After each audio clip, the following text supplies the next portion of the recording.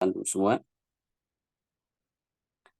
Nah, adapun pertemuan kita pertama ini, dan kebetulan silabusnya sudah dibagikan belum sama Ustadz Hendra sebelumnya?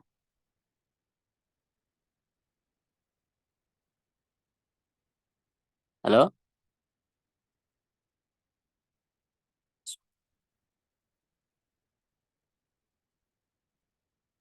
Udah Ustaz, sebentar Ustaz. Saya buka dulu. Baik.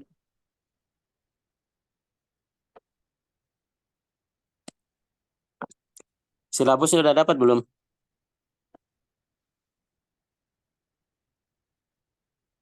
Nah, sudah Ustaz, sudah dibagikan di grup Ustaz. Baik, baik.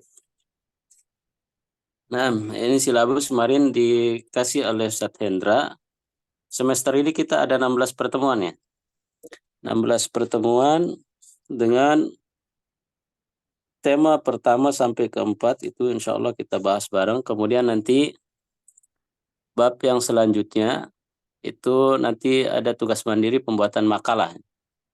Pembuatan makalah ini kalau bisa memiliki buku tulisannya Ustadz Hendra. Jadi bisa dijadikan sumber rujukan di situ. Nah, adapun berkaitan tentang yang pertama, kita masuk mata kuliah yang pertama, yaitu tentang konsep ketuhanan menurut filosof. Suaranya jelas nggak? Jelas Ustaz. Baik. Menurut filosof, kemudian ahli kalam, dan juga manhaj salaf. Insya Allah malam ini yang akan menjadi pokok bahasan kita. Nah, sebelum kita masuk ke konsep ketuhanan, terutama menurut para ahli filsafat, tentu perlu kita ketahui bahwasanya ilmu filsafat itu, sebagaimana disangka oleh sebagian orang, tidak semuanya tercela. Ilmu filsafat itu tidak semuanya tercela. Karena ilmu filsafat itu ada yang berkaitan tentang ilmu filsafat tentang biologi, kimia. Ini ilmu filsafat berkaitan tentang dunia. Maka yang seperti ini tidak ada masalah. Nah, tidak ada uh, hal yang perlu dikhawatirkan. Namun jenis yang kedua inilah yang menjadi problem, yang menjadi masalah. Sehingga para ulama banyak mencela tentang mempelajari ilmu filsafat, yaitu berkaitan tentang filsafat teologi, filsafat ketuhanan. Nah, dan inilah yang bahkan para ulama madhab, pertama di kalangan Syafi'i ya, madhab Syafi'i, ini sangat membenci mempelajari ilmu filsafat yang berkaitan tentang filsafat teologi ketuhanan. Bahkan Imam Az-Zahabi rahimahullah, beliau pernah mengatakan, qallaman am'ana an-nadhar fi ilmi al-kalam illa wa addahu ijtihaduhu ila al-qawli bima yukhalifu mahdun sunnah. Sangat sedikit atau hampir tidak ada orang yang memperdalam ilmu filsafat kecuali ijtihadnya akan mengantarkannya kepada pendapat yang menyelisihi kemurnian sunnah itu sendiri. Karena itu beliau juga mengatakan walihadza dzammu ulama as-salaf an-nadhar fi ilmi al-awail. Oleh karenanya para ulama salaf itu sangat mencela mempelajari ilmu-ilmu orang-orang kuno, yaitu orang-orang Yunani. Karena ilmu kalam, fa inna ilmal kalam, karena sungguhnya ilmu kalam itu adalah lahir dari para filosof yang berpikiran dahriyah, yaitu berpikiran teis. Nah, baik. Begitu juga imam-imam yang lain, seperti yang disebutkan oleh Imam Ahmad bin Hambal, beliau mengatakan, la yuflihu sahibu kalamin abadan ulama'ul kalam zanadiqah. Beliau mengatakan, la yuflihu sahibul kalamin, pemilik ilmu filsafat itu tidak akan pernah beruntung selamanya. Abadan, selamanya, kata beliau. Ulama ul kalami zanadiqah. Para ulama ilmu filsafat, para ulama filsafat adalah para orang-orang yang zindik. Baik. Bahkan Imam Syafi'i sangat keras membantah atau mencela tentang ilmu kalam sebagaimana yang disebutkan oleh Imam Al-Baihaqi dalam manaqib beliau, membawakan sebuah bab maja'ani Syafi'i rahimahullah fi mujanibati ahli al-ahwa wa bukduhu iyahum. Nah, bab tentang hal-hal yang diriwayatkan dari Asy-Syafi'i rahimahullah tentang sikap beliau dalam menjauhi ahlul ahwa dan kebencian beliau kepada mereka, itu ahlul kalam dan seterusnya. Kemudian Imam Syafi'i juga pernah mengatakan, membawakan bersikap keras terhadap orang-orang yang melakukan hal yang demikian. Baik.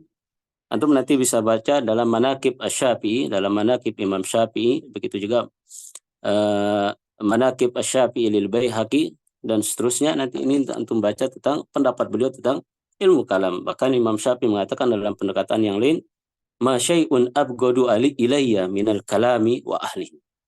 Tidak ada sesuatu yang lebih aku benci daripada ilmu filsafat dan ahli filsafat. Nah, inilah beberapa dari perkataan para ulama, baik itu dalam mazhab Syafi'iyah, kemudian mazhab-mazhab yang lain, tentang tercelanya ilmu filsafat. Ini yang berkaitan tentang filsafat teologi. Sekali lagi, bagaimana kita katakan sebelumnya, bahwasanya filsafat itu filsafat tentang duniawi, filsafat biologi, filsafat kimia, filsafat sosiologi, maka hal-hal seperti ini tidaklah tercela. Itu boleh. Nah, kemudian aslinya adalah filsafat ini tidak ada kaitannya sama sekali dengan hal-hal yang berkaitan dengan agama Islam, tetapi hal ini pertama kali dimunculkan jelas oleh Al-Farabi dan Ibnu Sina, yang mereka membawa pemikiran ilmu filsafat ke dalam agama Islam.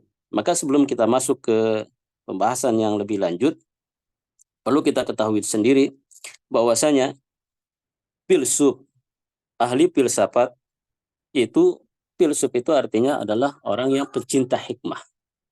Orang yang pencinta hikmah. Suka hal-hal yang hikmah. Nah, baik. Kemudian Ibnu Qayyim juga pernah menjelaskan bahwasanya semua umat itu memiliki filsafat sendiri. Semua umat memiliki filsafat sendiri. Ada itu filsafat Cina, ada itu filsafat India. Nah, orang India punya filsafat India, orang Cina punya filsafat Cina. Kemudian orang Mesir juga punya filsafat Mesir. Begitu juga orang Irak punya filsafat Irak, yaitu filsafat Babilonia. Nah, kemudian ada juga filsafat Yunani. Baik. Namun, filsafat-filsafat yang tadi kita sebutkan selain filsafat Yunani itu kurang nampak pengaruhnya dalam pemikiran Islam. Adapun filsafat Yunani inilah yang menjadikan landasan Al-Farabi dan Ibnu Sina, begitu juga nanti ahli kalam di dalam berbicara tentang teologi ketuhanan, tentang filsafat teologi. Nah,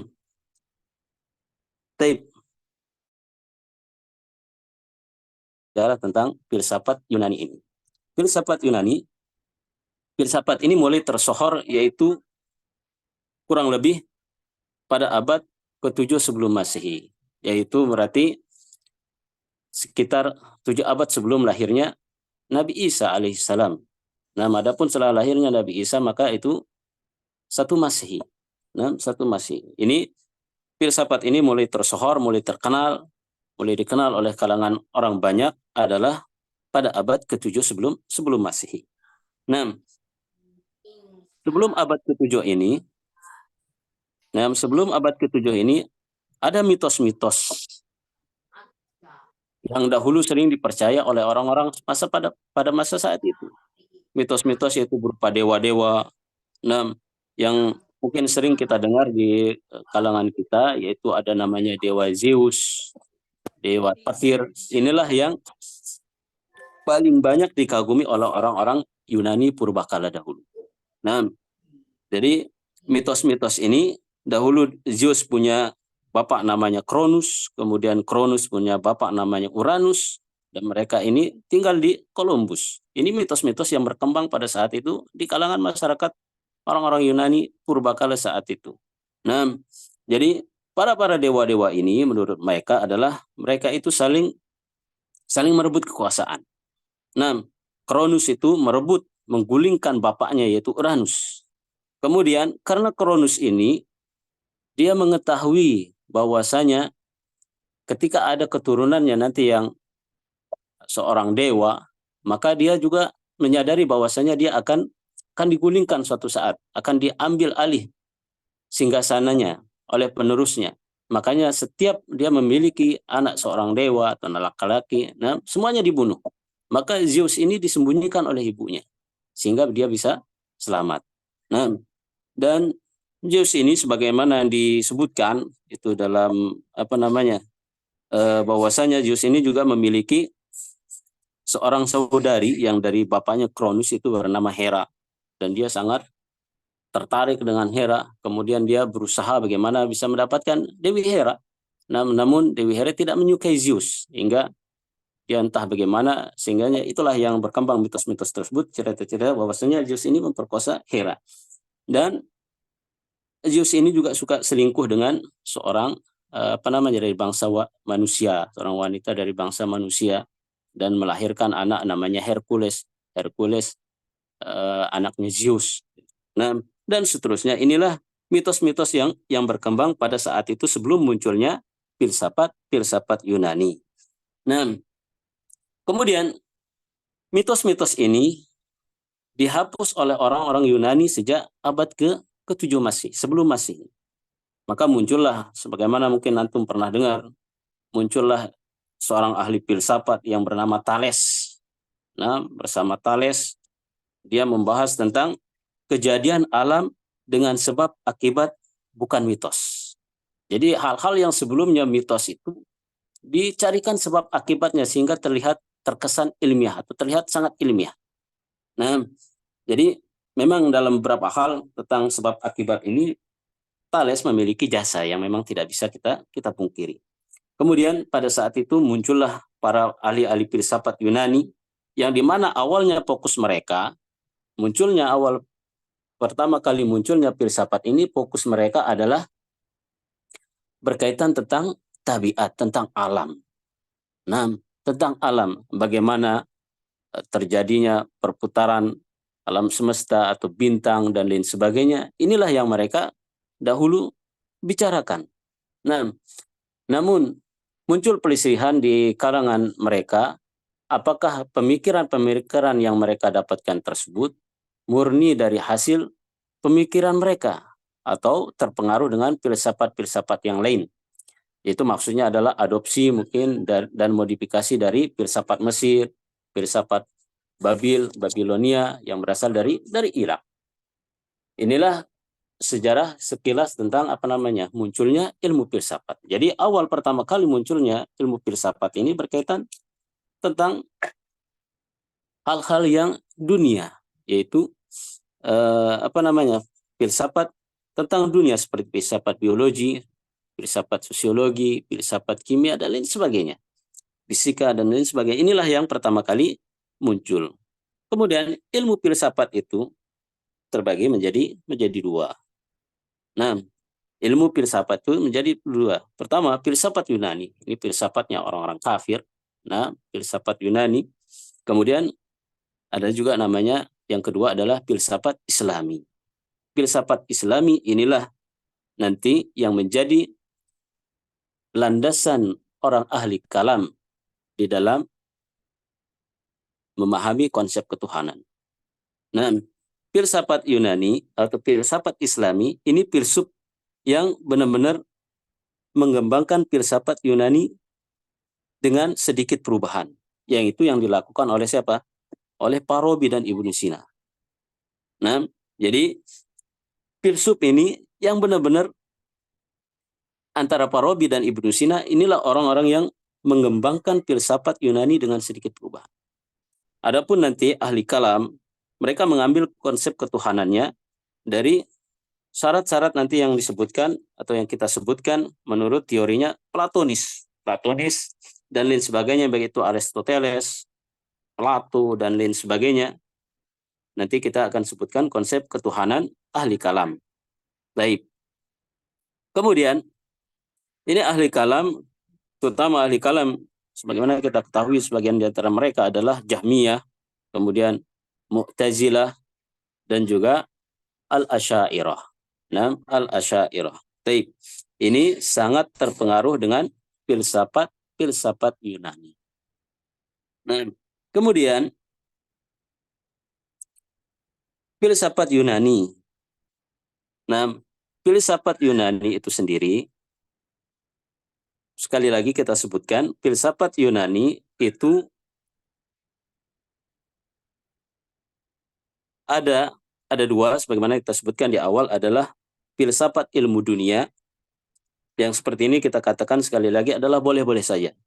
Nah, filsafat seperti ini boleh-boleh saja, karena objeknya itu mahsus. Objeknya itu mahsus, yaitu indrawi. Nah, bisa dilihat, juga bisa disaksikan, seperti sapi, atau seperti manusia, bagaimana proses penciptaan manusia, dan lain sebagainya. Kemudian sapi, bintang-bintang, gugusan bintang, dan lain-lain sebagainya. Ini suatu objeknya bisa dilihat. Nah, objeknya mahsus. Kemudian filsafat yang kedua adalah filsafat teologi. Filsafat teologi inilah yang disebut dengan Nah, kausa, yaitu tentang ketuhanan. Maka ini yang bermasalah dan ini yang berbahaya. Inilah yang menjadi problem atau yang banyak dibenci atau bahkan dicela oleh para ulama tentang filsafat teologi ini. Karena mereka pada dasarnya adalah ketuhanan menurut mereka dalam filsafat ini, bahwasanya akal itu ada dua pemikiran dari mereka, bahwasanya kesalahan besar dalam filsafat ini yaitu menjadikan akal lebih dahulu daripada nas-nas wahyu. Akal didahulukan daripada nas-nas wahyu, baik itu dari Al-Quran maupun sunnah Nabi Shallallahu Alaihi Wasallam. Kemudian yang kedua, menjadikan akalnya para tokoh Yunani sebagai barometer kebenaran, sebagai kebenaran mutlak. Ini bahayanya filsafat teologi, filsafat ketuhanan. Nah, jadi selalu akal itu jauh lebih dominan, baik itu jauh lebih dominan daripada Al-Quran, Sunnah, maupun yang lainnya.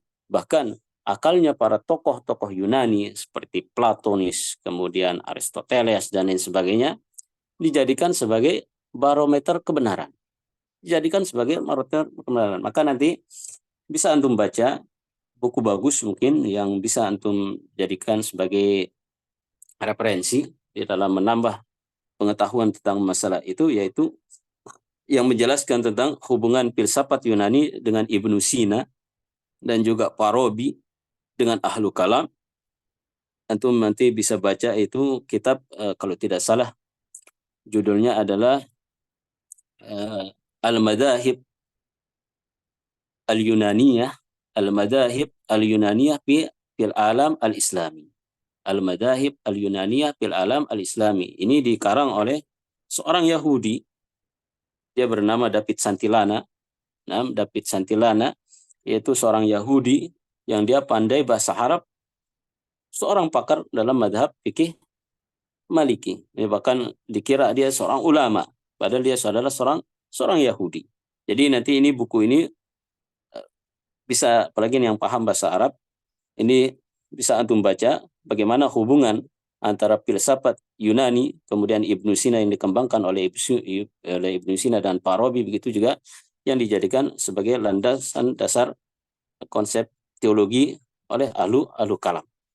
Nah, kemudian kita ke konsep ketuhanan, yaitu menurut ahli filsafat. Pertama, jelas yang pertama kali memunculkan konsep teologi ini adalah Al-Farabi dan juga Ibnu Sina. Pertama kita mulai, ini hampir mirip Al-Farabi dengan Ibnu Sina. Jadi mungkin kita sebutkan secara mujmal, secara umum saja dalam masalah ini, kita tidak terlalu memperdalam karena memang cukup mumet kalau mempelajari tentang ilmu filsafat itu sendiri. Butuh fokus, butuh konsentrasi, kita butuh harus ilmu yang jauh lebih banyak dahulu sebelum mempelajari tentang ilmu filsafat. Nah, Al-Farabi yaitu tidak salah beliau bernama Abu Nasr Al-Farabi. Adapun teori yang digunakan itu sama dengan teori Platonis. Seorang Yunani yang tinggal di Mesir, Skandaria. Nah, Aplotin, sebutkan dengan Aplotin. Nah, maka teorinya adalah, nanti kalau antum mau tahu tentang teori Platonis atau Aplotin, itu antum bisa searching atau cari-cari tentang masalah teori beliau. Salah satu teori yang digunakan oleh Farabi dari teori Platonis adalah Al-Faidul Ilahi. Al-Faidul Ilahi. Nah, Al-Faidul Ilahi. Baik. Nah, tidak jelaskan secara rinci tentang masalah ini. Baik. Teori Al-Faidul Ilahi, menurut Al-Farabi itu, wujud itu ada 6. Nah, wujud itu ada 6. Pertama adalah kausa prima, yaitu ketuhanan. Kemudian al-uqulus tsaniyah, yaitu 9 akal. Kemudian al-aqlul fa'al. Nah, akal yang ke-10. Al-aqlul fa'al, akal yang aktif. Nah, adapun ketiga ini, kausa prima dan al-uqul ats-tsaniyah, al-aqlu al-fa'al, ini bukan di jisim. Bukan berada di jisim. Nah, bukan bagian dari jisim. Kemudian yang keempat adalah an-nufus. Kemudian al-huyuli, unsur. Kemudian as-surah, yaitu bentuk. Maka yang ketiga ini butuh kepada jisim. An-nufus, nah, jiwa, al-huyul, al-huyuli, unsur, kemudian as-surah, bentuk, ini butuh kepada jisim. Baik. Nah, kemudian dari al-uqul tsaniyah, menurut Al-Farabi, muncullah kausa prima. Muncullah kausa prima. Di mana kausa prima ini? Pertama dia memikirkan dirinya sendiri. Kemudian dari kausa prima ini muncul akal yang pertama. Memang agak jelimet ini. Muncul akal yang pertama. Dari akal pertama ini menurut Al-Farabi adalah muncullah langit pertama. Nah, muncullah langit pertama. Kemudian dari akal pertama ini kembali lagi ke seperti mula. Nah, kembali lagi, yaitu memikirkan kausa prima. Dan juga memikirkan dirinya sendiri. Nah, kemudian dari akal pertama ini akan muncul akal kedua. Akal kedua itu munculnya atau terciptanya planet-planet. Nah, planet-planet kemudian sama dengan akal pertama akan memikirkan kausa prima, akan memikirkan ketuhanan, kemudian memikirkan dirinya sendiri. Dari sinilah muncul kemudian planet Neptunus, Mars, matahari, bulan, dan seterusnya sampai akal yang ke-10. Nah, sampai akal yang ke-10 seperti ini modelnya. Jadi semua akal itu memikirkan ketuhanan, memunculkan ini, dan lain sebagainya. Memang ini agak membingungkan teori yang dibawa oleh Al-Farabi. Nah, kemudian akal yang ke-10 inilah yang menciptakan semuanya. Yaitu yang disebut dengan al-aqlul fa'al. Akal yang aktif. Baik, al-aqlul fa'al, akal yang aktif di sana akal dengan ada yang lain. Yaitu yang tidak termasuk dalam hal ini yaitu al-aqlu bil quwwah. Nah, kalau al-aqlul bil quwwah yaitu punya akal, dipikirkan dulu sebelum dikerjakan. Cerna dulu, dipikirkan dulu sebelum dikerjakan. Dipikir dulu sebelum eksekusi, sebelum dia bertindak. Jadi tidak gegabah. Itu kalau al-aqlu bil quwwah. Adapun al-aqlul fa'al yang disebutkan oleh Al-Farabi dalam teorinya, teori Al-Faidul Ilahi, baik, maka al-aql fa'al ini adalah akal tanpa mikir langsung eksekusi. Nah, apa yang pikirkan tanpa dipikirkan, akalnya begini langsung dieksekusi. Nah, inilah yang mengatur semua yang di bawah. Akal inilah mengatur semua di bawah. Jadi akal-akal ini bukan di jisim. Tugasnya adalah seakan-akan seperti Tuhan. Nah, akal fa'al ini seolah-olah seperti Tuhan. Dia merubah sesuatu yang potensi menjadi real. Jadinya ya kembali tadi sesuai dengan yang landasan ilmu filsafat itu hanya 2 kesalahan besar itu selalu mendahulukan akal dahulu daripada nas dan lain sebagainya, kemudian menjadikan akalnya para tokoh Yunani sebagai barometer kebenaran. Kembali ke situ lagi ke mereka. Nah, sehingga akal inilah, akal faal inilah, pokoknya sesuai dengan akal atau tidak dengan akal, itulah yang dijadikan patokan mereka. Seolah-olah kebenaran atau apa namanya, kedudukannya seperti Tuhan. Antum bisa baca nanti kitab tentang masalah ini dalam kitab Al-Farabi. Beliau menulis kitab, bisa antum searching di Google dan lain sebagainya. Nah, yaitu kitabnya tidak salah, yaitu berjudul Ara'ul Madinah Al-Fadilah, yaitu Ara'u Al-Madinah Al-Fadilah karya Al-Farabi, karya Al-Farabi. Nah, kemudian Ibnu Sina yaitu hampir-hampir mirip dengan Al-Farabi. Ibnu Sina hampir mirip dengan Al-Farabi. Baik. Kemudian yang perlu kita, atau apa namanya, yang paling penting kita ketahui bahwasanya pemikiran-pemikiran absolut yang tidak mungkin salah tentang ketuhanan menurut mereka yang semenjak dahulu, yaitu dibawa oleh Plato, Aristoteles, dan lain-lainnya. Platonis ini memang kalau kita bahas ini agak sangat panjang waktunya, kan butuh beberapa kali pertemuan. Namun kita sebutkan secara apa namanya, secara umum saja. Jadi pemikiran-pemikiran absolut menurut mereka yang tidak mungkin salah tentang ketuhanan harus memenuhi syarat-syarat. Ada beberapa syarat. Nah, tidak ada 5 syarat yang mereka sebutkan yang harus memenuhi syarat yang tidak mungkin salah tentang ketuhanan. Pertama, syarat ketuhanan itu, syarat ketuhanan menurut mereka, Tuhan itu harus statis, tidak berubah.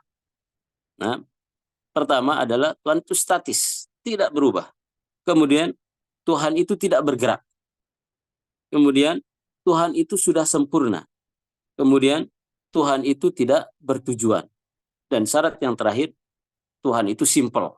Nah, ini pemikiran absolut mereka. Artinya simple ini tidak mengandung pluralitas. Tidak ada mengandung keberagaman. Simple. Makanya ini terus yang menjadi membingungkan. Bagaimana sesuatu yang simple ini bisa memunculkan keberagaman yang berbagai macam. Inilah teori yang mereka pegang, pemikiran absolut, nah, yang tidak mungkin salah menurut mereka tentang ketuhanan. Jadi syarat-syarat seperti ini yang tadi kita sebutkan. Pertama, harus statis, Tuhan. Statis, yaitu tidak berubah. Kemudian dia tidak bergerak. Kemudian dia sudah sempurna. Kemudian dia tidak bertujuan. Kemudian dia harus simpel, yaitu tidak mengandung di dalamnya pluralis. Nah, pluralis. Baik. Inilah yang dibawa oleh, yang digunakan sandaran oleh Al-Farabi dan juga Ibnu Sina di dalam memahami konsep ketuhanan. Nah, memahami konsep ketuhanan. Seorang ahli filsuf yang dia menyematkan diri kepada, atau seorang muslim yang membawa pemikiran-pemikiran Yunani, filsafat Yunani di dalam memahami konsep ketuhanan. Bentar dulu ya, kita jawab azan dulu sebentar.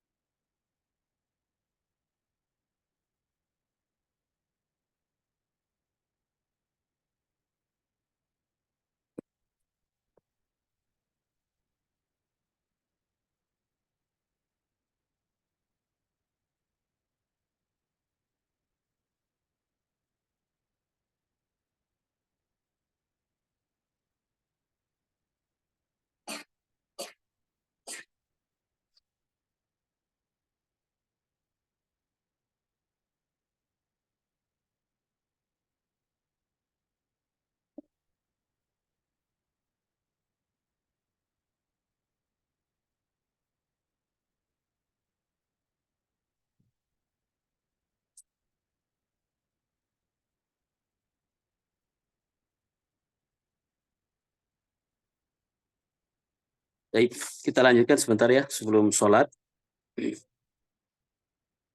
Baik, Ana tuliskan nama kitabnya dahulu.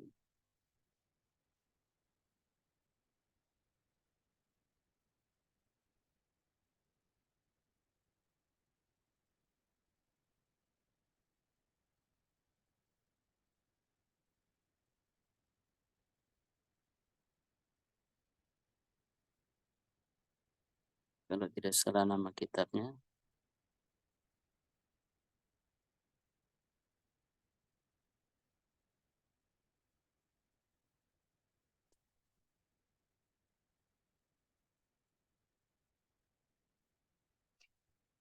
Baik. Nah, kita lanjutkan sebentar. Bentar lagi ini beberapa menit sebelum pelaksanaan sholat isya. Nah, dari pemahaman-pemahaman teori inilah kemudian yang disebutkan oleh Al-Farabi, dan ini hampir mirip dengan Ibnu Sina, tidak jauh dengan Ibnu Sina. Kesalahan-kesalahan inilah, kesalahan-kesalahan Al-Farabi dan Ibnu Sina inilah yang menyebabkan mereka banyak dikafirkan oleh para ulama. Di antara kesalahan-kesalahan besar mereka, yang pertama adalah mereka mengatakan Allah hanya berilmu tentang makhluk secara global. Allah itu hanya tahu tentang makhluk secara global, tidak secara terperinci. Dan ini jelas adalah pemikiran yang sesat.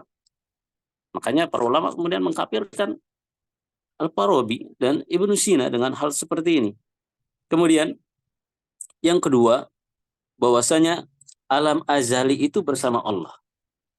Alam azali itu bersama Allah. Itu alam azali itu adalah alam sebelum penciptaan manusia. Nah, sebelum penciptaan manusia. Alam azali ini bersama Allah. Bareng dengan Allah, kata mereka. Inilah adalah jelas kufuran, pemikiran yang kafir. Kesalahan besar. Kemudian yang ketiga, ya, kata mereka adalah, ini kesalahan terbesar adalah masalah kenabian. Mereka berbicara tentang masalah kenabian, bahwasanya ada dua hal yang mereka katakan tentang masalah kenabian. Yang pertama, bahwasanya perkara kenabian itu adalah perkara yang bisa diusahakan. Nah, perkara yang bisa diusahakan. Konsekuensi dari ucapan ini berarti Nabi Muhammad bukan Nabi terakhir. Dan ini jelas adalah pemahaman yang sangat fatal. Sementara kita tahu sendiri adalah Nabi Muhammad adalah Khatimul Anbiya. Nah, penutup para nabi. Nabi terakhir. Tidak ada nabi setelah beliau Shallallahu Alaihi Wasallam.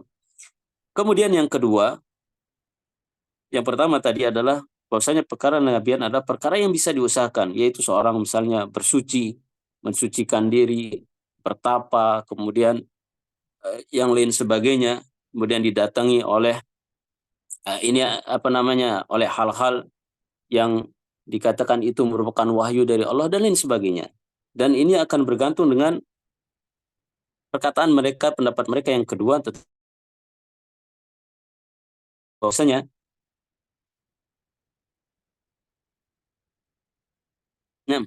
semua kenabian itu, kata mereka, kenabian itu tidak hakikat tapi hanya hayalan. Nah, kenabian itu bukan suatu yang hakikat, tapi adalah hasil dari hayalan semata.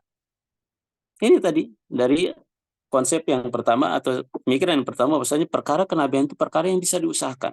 Kemudian kenabian itu tidak hakikat tapi hanya hayalan semata. Berarti hakikatnya itu tidak ada malaikat. Tidak ada firman Allah. Tidak ada malaikat Jibril yang menyampaikan wahyu kepada Nabi Shallallahu Alaihi Wasallam. Begitu juga tidak ada firman Allah Subhanahu Wa Taala. Taib, yang mau sholat aja dulu. Ini Ana juga sebentar mau izin sholat. Nah, kemudian ini mungkin kita ringkas secara ringkas saja. Adapun keyakinan ahlu kalam tentang ketuhanan diambil dari keyakinan filsuf Yunani, yaitu tadi simpel. Jadi nanti ada beberapa tadi yang kita sebutkan, keyakinan tentang pemikiran absolut yang tidak mungkin salah tentang ketuhanan menurut orang-orang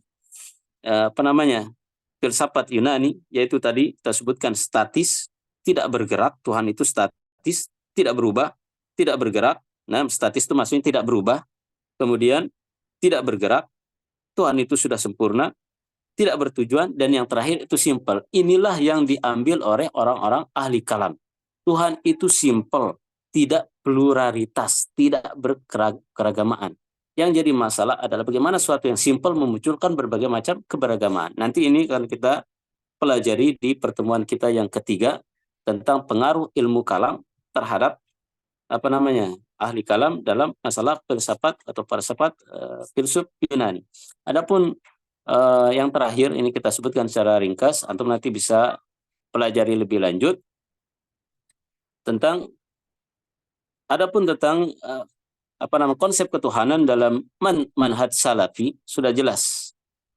Cukup saja satu ayat yang ini ketika ada orang-orang kafir atau orang-orang musyrik datang kepada Nabi Shallallahu Alaihi Wasallam, orang-orang kafir, nah mereka mengatakan sif lana rabbuk, sifatkanlah kepada kami Tuhanmu seperti apa. Maka turunlah ayat apa itu? Turunlah surat Al-Ikhlas. Qul huwallahu ahad. Katakanlah bahwasanya Allah itu ahad. Allah itu Maha Esa, tunggal, satu. Allahus samad. Nah, lam yalid wa lam yulad wa lam yakul lahu kufuwan ahad. Inilah konsep ketuhanan di dalam manhaj salaf. Nah, satu, sudah jelas dalam surat ini semuanya sudah terkandung di situ tentang ketuhanan. Itu kita mengesahkan Allah dalam masalah tauhid rububiyahnya, tauhid uluhiyahnya, kemudian tauhid asma wa sifat. Jadi mungkin pertemuan ini kita cukupkan sampai di sini karena sudah iqamat. Gimana ketua kelas? Fonsat, mungkin Ana izin sebagai wakil kelas. Sebenarnya sih kalau menurut Ana, andai sholat jamaah itu kan standarnya bisa 10-15 menit ya. Paling ada waktu sisa di pelajaran ini. Tapi ada juga itu sedikit waktunya seperti itu. Iya, mungkin ini nanti kalau memang ada pertanyaan mungkin nanti bisa disampaikan ke pesan aja ya. Iya boleh tuh Sat. Ya. Ya mungkin kayaknya bisa Ya. dicukupin aja Sat. Ya, Buat di karena sholat waktu isya. kita berbeda-beda juga nih. Ini juga Anda di sini sudah iqamat mau segera ke masjid nih. Kita cukupkan aja ya. Baik Ustaz ya. Nanti teman-teman kalau ada pertanyaan bisa disampaikan lewat pesan atau ada mudakhalah dan lain sebagainya. Bisa disampaikan lewat pesan baik itu WA, nah, atau di grup nanti bisa tanya. Jadi kita cukupkan sampai di sini ya. Barakallahu fikum jami'an. Naktafi bihadzal qadar. Nah, subhanakallahumma bihamdika asyhadu an la ilaha illa anta astaghfiruka wa atubu ilaik. Wassalamualaikum warahmatullahi wabarakatuh. Waalaikumsalam warahmatullahi Waalaikumsalam warahmatullahi wabarakatuh. Waalaikumsalam warahmatullahi wabarakatuh.